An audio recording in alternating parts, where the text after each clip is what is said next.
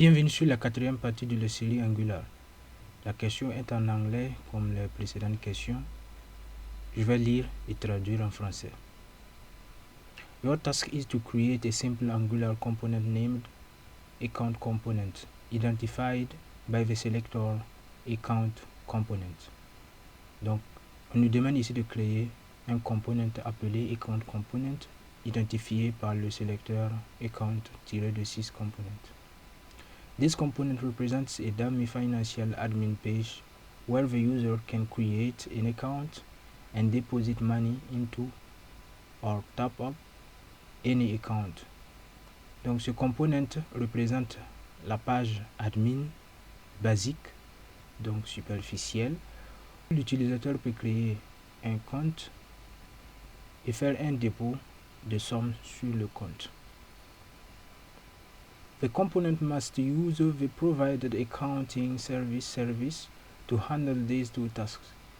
A solution which modifies or does not use the service will not be accepted as a correct solution. On nous précise ici que il y a un service nommé accounting service, donc qui peut faire ces deux tâches, donc créer un compte et aussi donc faire un dépôt sur le compte. Et nous devons obligatoirement utiliser ce service sans modifier. Si nous modifions ce service, donc la réponse est disqualifiée. Si nous n'utilisons pas, la réponse est disqualifiée aussi. For each task, you have to. Donc pour chaque tâche, nous devons tout d'abord create inputs and buttons to get input from the user. Créer des inputs et des boutons. Ensuite, define one div with ID message to show information to the user. This message field is used by the two tasks. Example, message in rendered HTML. Div ID message, example message div. Donc, on nous dit que nous devons utiliser un div avec identifiant message qui va afficher des informations à l'utilisateur. Donc on nous a montré un exemple ici, donc div ID message, donc le message peut être par exemple que l'utilisateur a bien créé un compte ou bien a bien ajouté une somme.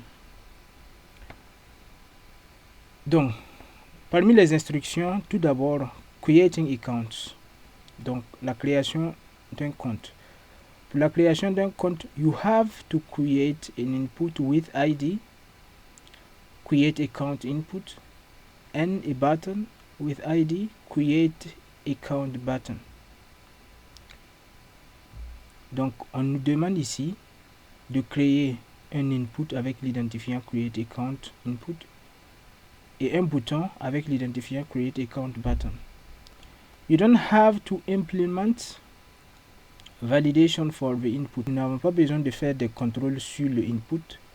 Le contrôle sera fait dans les fonctions d'ajout et de création de compte que nous allons créer.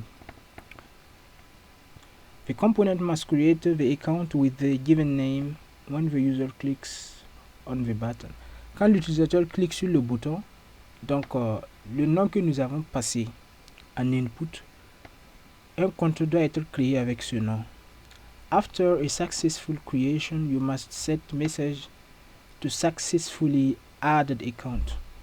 Donc après avoir créé un compte, nous devons changer la valeur de la variable message pour afficher successfully added account, donc pour dire que un compte a été ajouté avec succès.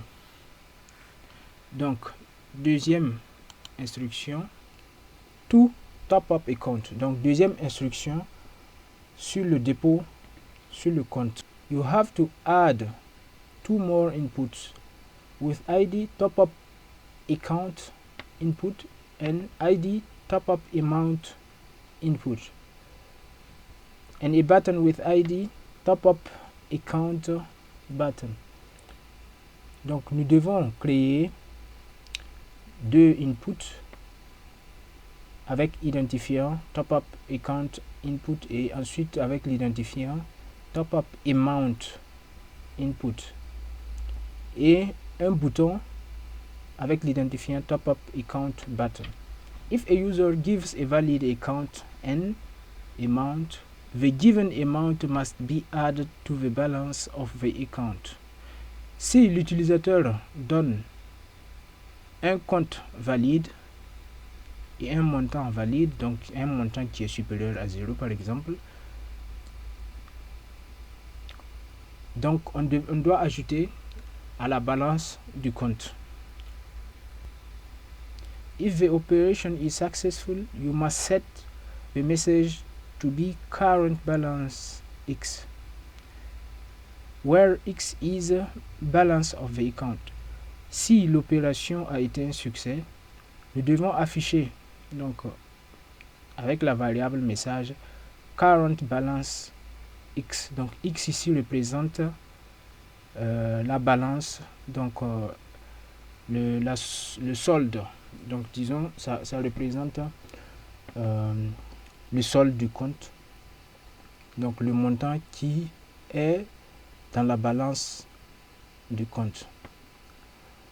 When zero or negative number is entered, don't call the service and display invalid input as a message. Lorsque l'utilisateur entre une valeur 0 par exemple nul ou une valeur négative par moins 5 ou bien moins 5000, donc on ne doit pas appeler le service, on doit juste afficher invalide input, donc comme message pour l'utilisateur. Donc nous avons déjà le projet, nous allons voir comment le code est structuré.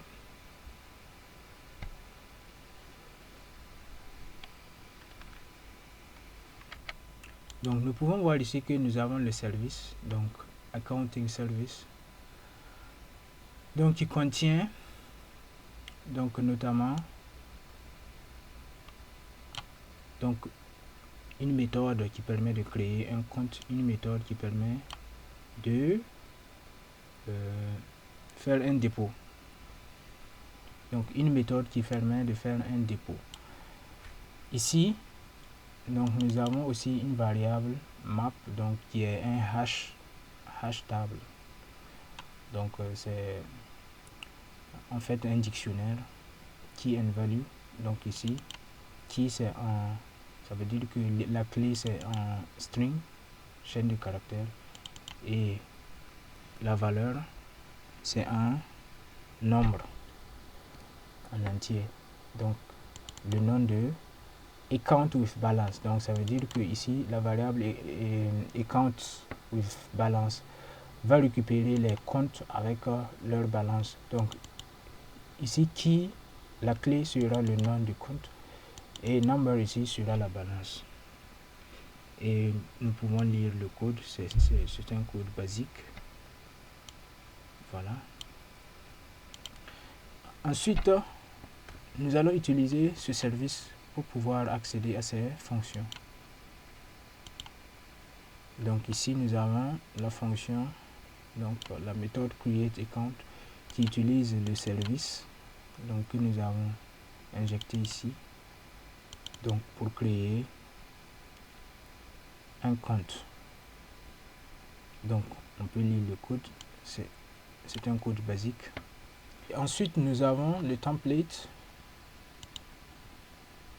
donc qui respecte bien ce qui nous a été indiqué dans la création de account. Donc ces deux attributs, donc disons c'est input et button, donc ça respecte bien. Nous avons input et button et ensuite nous avons deux inputs et one button. Donc premier input pour prendre le nom du compte, deuxième input pour prendre la somme à ajouter au compte et pour valider, et dernier div pour afficher le message. Nous allons passer en test.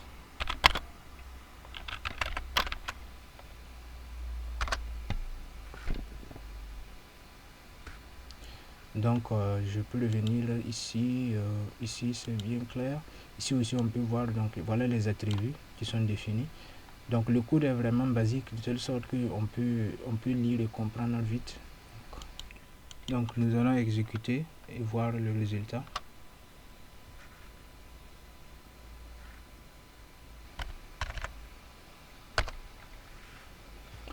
Voilà, nous avons ici un exemple. Si nous prenons ici un compte que nous voulons créer avec le nom iSanf, donc le compte est créé avec succès. Ensuite, nous voulons ajouter une somme. Nous voulons faire un dépôt sur le compte. Donc, nous mettons le nom du compte. Donc, ensuite, nous mettons un montant. Donc, ça peut être 1000 par exemple et nous validons. Donc, voilà. Si nous ajoutons par exemple,